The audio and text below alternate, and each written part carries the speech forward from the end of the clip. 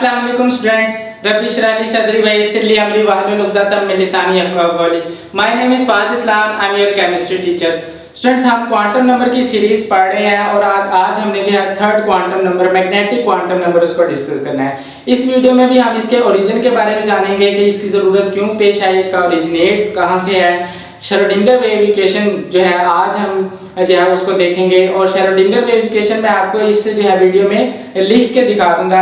Last time कुछ students कह रहे थे कैमरे में उसका ठीक से फोकस नहीं हो रहा। इसके बाद हम इसके सिग्निफिकेंस एप्लीकेशन के बारे में जानेंगे। तो सबसे पहले हम ओरिजिन के बारे में बात करते हैं। तो याद होगा आपको, हमने बोहर एटॉमिक मॉडल में उसके डिफेक्ट्स पढ़े थे। डिफेक्ट में हमने एक ज़ीमान इफेक्ट पढ़ा था।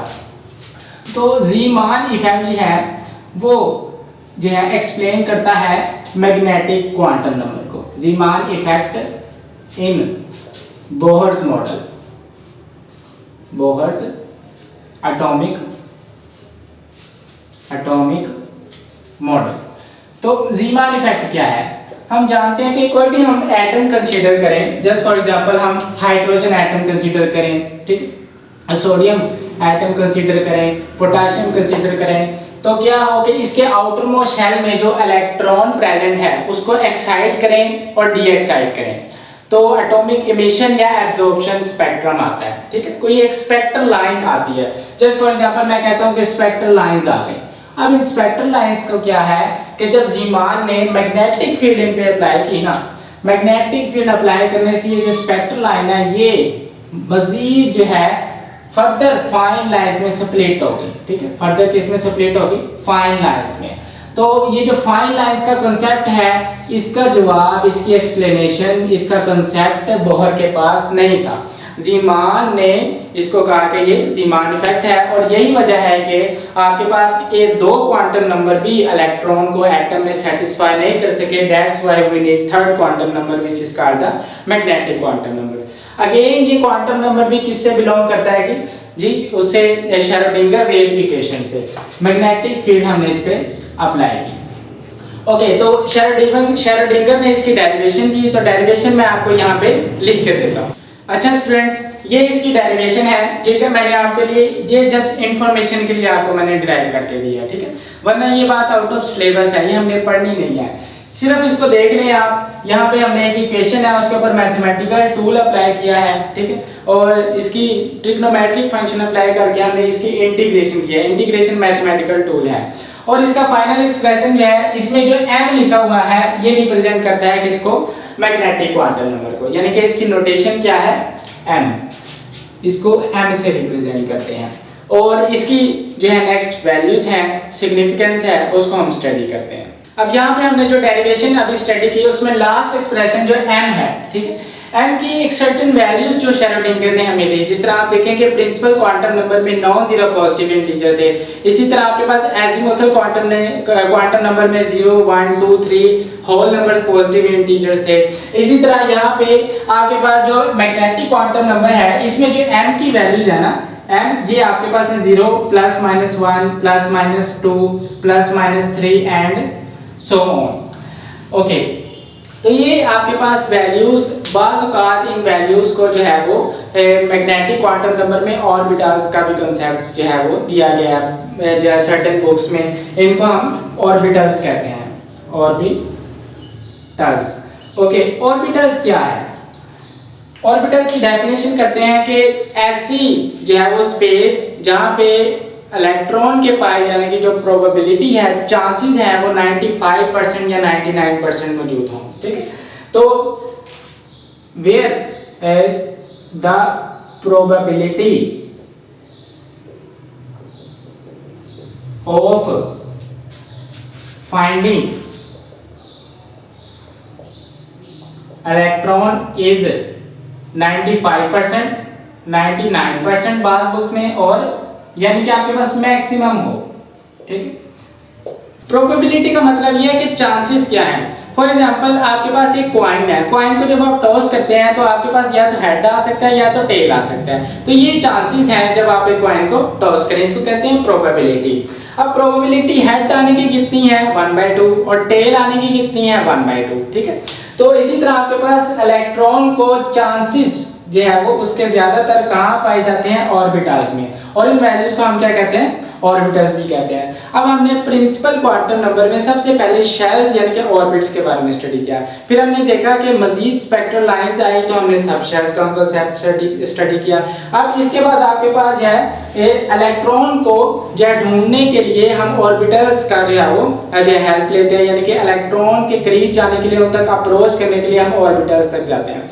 अब ये जो वैल्यूज हैं ये हमें क्या बताती हैं, ठीक है, इनका मकसद क्या है, इनका मकसद है कि स्पेशल ओरिएंटेशन क्या है ऑर्बिटल की। जस्ट फॉर एग्जांपल मैं लास्ट टाइम हमने जो है वो एस पी डी और एफ ऑर्बिटल्स के बारे में पढ़ा था, और पी ऑर्बिटल जो है उसको हमने स्टडी किया था कि उसकी शेप डंबल की तरह होती है। तो यहाँ पे स्पेशल ओरिएंटेशन का मतलब है कि आपके पास फॉर एग्जांपल एक पी ऑर्बिटल है, उसकी जो ओरिएंटेशन है वो वाई एक्सिस पे है, ठीक है, उसकी ओरिएंटेशन आपके पास एक्स एक्सिस पे है, इसी के साथ उसकी ओरिएंटेशन आपके पास जो है वो जेड एक्सिस पे है।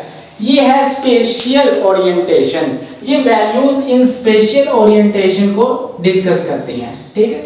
ये आपके पास पी वाई हो जाएगा, ये आपके पास पी एक्स हो जाएगा, और ये आपके पास पी जेड हो जाएगा। मतलब क्या है, मतलब ये कि पहले आपके पास जो है वो कोऑर्डिनेट सिस्टम था, ठीक है, कोऑर्डिनेट क्या था, सिस्टम था। तीन ऑर्बिटल जो पी डंबल की तरह थे वो क्या थे, वो एक ही प्लेन में जो है वो पड़े हुए थे, ठीक है, एक ही प्लेन में पड़े हुए थे। क्या हुआ कि जब आपने मैग्नेटिक फील्ड को अप्लाई किया, मैग्नेटिक फील्ड अप्लाई करने से ये डंबल जो हैं ये स्प्लिट हो गए, और ये अपने आप में जो है वो परपेंडिकुलर एक दूसरे के लिहाज से आ गए, यानी कि आपस में 90 के एंगल के लिहाज से स्प्लिट हो गए। एक एक्स एक्सिस पे स्प्लिट हो गया, एक वाई एक्सिस पे, और एक आपके पास जी एक्सिस पे। तो ये वैल्यूज स्पेशियल ओरिएंटेशन को डिस्कस करती है, किस लिहाज से, ऑर्बिटल्स के लिहाज से, कि ऑर्बिटल जो है वो डिफरेंट स्पेस में डिफरेंट जो है एक्सिस पे मौजूद है, ठीक है। ओके, ये होगी इसकी सिग्निफिकेंस। अच्छा, इनको जो है ना डीजेनरेट ऑर्बिटल्स भी कहते हैं। डीजेनरेट ऑर्बिटल्स हमने यहाँ पे एक नई टर्म यूज की है। इसका क्या मतलब है कि आपके पास डीजेनरेट, इसका मतलब है हैविंग सेम एनर्जी, ठीक। ऐसे ऑर्बिटल्स जिनकी एनर्जी क्या हो, एक जैसी हो, वो डीजेनरेट ऑर्बिटल्स कहलाते हैं।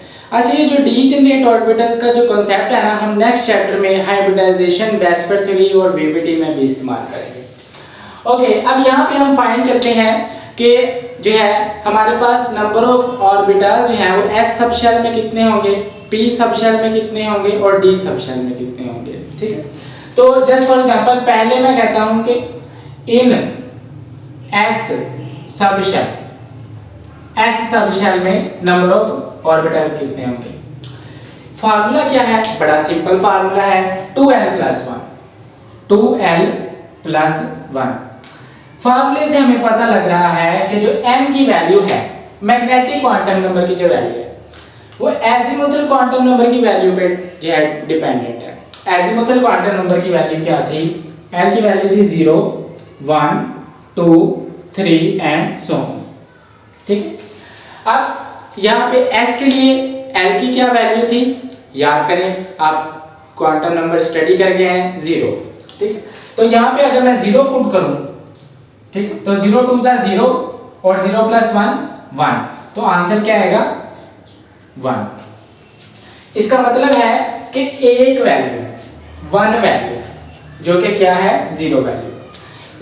इसका मतलब क्या है कि एक वैल्यू आए m की, जो कौन सी वैल्यू है, 0 वैल्यू। ओके, तो s सब शेल में एक जो है ऑर्बिटल होता है, और वो क्या है, हम जानते हैं, स्फेरिकल एंड सिमेट्रिकल। क्या होता है, उसकी शेप अगर हम ड्रा करें, शेप क्या है उसकी, स्फेरिकल एंड सिमेट्रिकल। ये आपके पास क्या है, s सब शेल, ठीक। इसको मैं कहता हूं 1s, अगर पहला जो है ऑर्बिटल है। अगर ये क्या हो कि दूसरे शेल की बात करें, ठीक है, सेकंड शेल की बात करें, तो उसका साइज हम जानते हैं कि बड़ा होगा पहले से, तो उसको कह देते हैं 2s, ठीक है। ओके, अब यहाँ पे हमें एक और चीज स्टडी करनी है कि ये दोनों ऑर्बिटल्स के दरमियान जो स्पेस है ये क्या कहलाती है। ये कहते हैं नूडल प्लेन, इसको हम कहते हैं nodal plane, NODAL, nodal plane, ऐसी जगह जहां पे इलेक्ट्रॉन के पाए जाने की जो प्रोबेबिलिटी है वो मिनिमम हो, यानी कि इलेक्ट्रॉन यहाँ प्रेजेंट नहीं हो सकता। यहाँ पे अगर हम देखें तो ये जो पॉइंट है सेंटर पॉइंट, ये आपके पास क्या है, नोडल प्लेन है। हमने लास्ट टाइम भी बात की थी कि ये जो P जो है सब शेल है, P जो ऑर्बिटल है, ये आपके पास क्या है जी, डंबल शेप का है। और ये कैसे है, कार्टेशियन कोऑर्डिनेट सिस्टम में हमने पॉइंट्स को जब कलेक्ट किया, उसको अरेंज किया, ठीक है, श्रोडिंगर वेव इक्वेशन के जो पॉइंट्स को, तो आपके पास ये P जो सब शेल है ये बना। इसका मतलब है कि इलेक्ट्रॉन या तो यहाँ हो सकता है या तो यहाँ। इसका मतलब है यहाँ पे इलेक्ट्रॉन पाए जाने की जो प्रोबेबिलिटी है वो बहुत कम है। बिल्कुल इसी तरह यहाँ पे इलेक्ट्रॉन पाए जाने की जो प्रोबेबिलिटी है वो बहुत कम है। तो ये क्या है, नोडल प्लेन है, ठीक हो गया।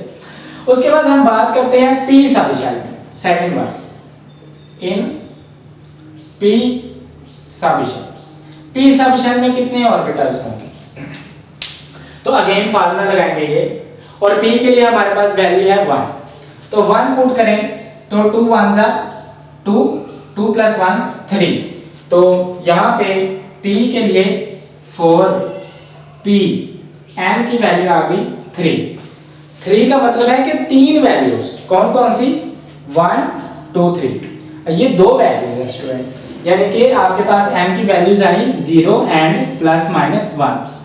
इसका मतलब है कि जो P सब शेल है वो स्पेस में 3 तरह की ओरिएंटेशन क्रिएट कर सकता है अकॉर्डिंग टू 3 वैल्यूज, और हमने ये बनाई y axis, x axis and z axis. जब इसको मैग्नेटिक फील्ड इस पे अप्लाई करें तो ये जो 3 ऑर्बिटल्स हैं ये स्प्लिट हो जाते हैं।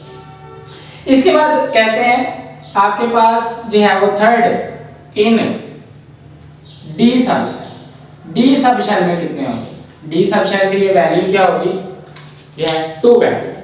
अब 2 यहाँ पे पुट करें, 2 2 are 4, 4 + 1 5, तो यहाँ पे 4d m = 5, मतलब 5 वैल्यू है इसकी, कौन कौन सी देखें, 0 ±1 एंड ±2, ठीक हो गया। 2 ये होगी, 2 वैल्यू ये होगी और एक वैल्यू ये होगी, 5 वैल्यूज कौन कौन सी, dxy, dyz,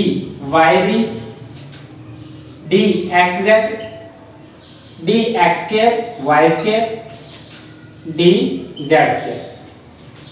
अब ये dxy किसको रिप्रेजेंट करता है, -2 को, ठीक, dyz -1 को, dxz किसको रिप्रेजेंट करता है 1 को, ठीक, dx2 y2 किसको रिप्रेजेंट करता है 2 को, और dz2 किसको रिप्रेजेंट करता है 0 को।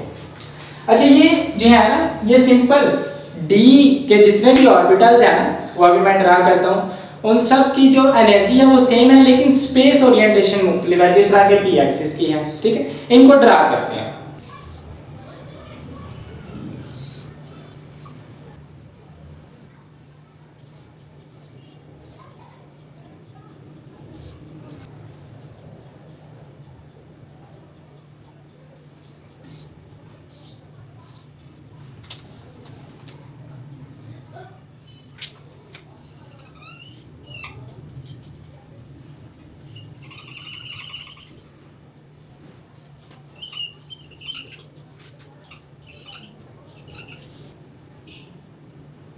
अच्छा इसमें देखें कि आपके पास जो dxy, yz और xz है, इनके जो ऑर्बिटल्स है ना वो यहाँ पे xy एक्सिस के दरमियान मौजूद है, ये yz के दरमियान और ये xz के दरमियान मौजूद है।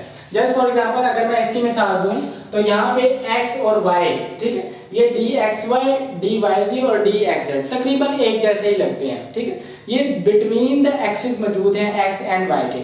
जबकि यहाँ पे अगर हम बात करें dx2 y2 की, इसका मतलब है कि ये x के ऊपर मौजूद है एक ऑर्बिटल, ठीक है, और आपके पास दूसरा जो है वो y के ऊपर मौजूद है, आपके पास एक्सिस ऑन द एक्सिस मौजूद है, जबकि ये आपके पास dxy, yz और xz बिटवीन द एक्सिस मौजूद है।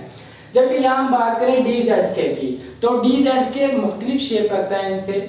dz2 यहाँ पे एक z के ऊपर मौजूद है, जबकि दूसरा इसका जो ऑर्बिटल मौजूद है वो यहाँ पे कॉलर की शक्ल में इसके अराउंड है, ठीक है, कॉलर की शक्ल में।